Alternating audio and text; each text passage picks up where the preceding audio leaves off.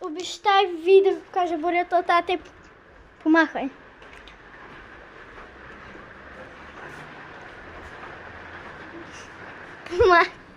Помахай, бе, тате. Добре, приятели, да. Ето там дърветата, как се клачат. Ей сега на Илона. Майко, вятъра ми духа това на Илона и аз едвам го такова да се намеря. Той го бута навътре и ако видите на улицата, той дъжд какви докуци е взел. Ето аз не знам. Видяхте ли светкавицата? Не знам, ама на екраните светна ли ви? Аз не знам.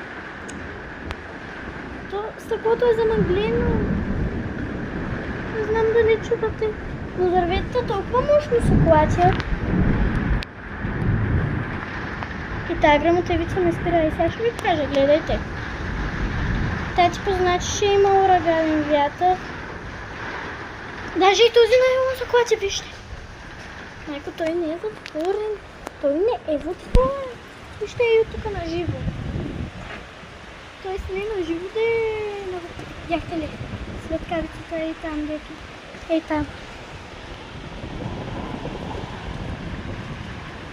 Мистер. Това е на Илона. Мен вятъра за малко да ме издуха. Ама мен за малко да ме издуха, аз се спънах заради него и така направи. То, ако един човек е вънка, може да го издуха направо, казвам ви. Мен за малко да ме издуха, аз не мога да повярвам. Сега ще кажа. Вижте, вижте само, вижте. Сега ще отида до банята. Да ви покажа прозореца. Или на стълбите. Не знам, по-добре на стълбите или на банята. Така, приятели. Защо така се чува? Защо? Ето мен ме напръска, Мен ме напръска дъждът и вижте само как се чува. В банята прозореца е отворен направо. Аз май... Вижте, ако оставя прозореца, той напълно сам се отваря. Ето вижте.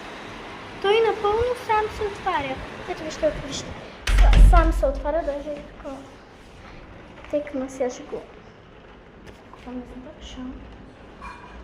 Майко, вижте на улицата какво става. Аз мисля, че вали градушка.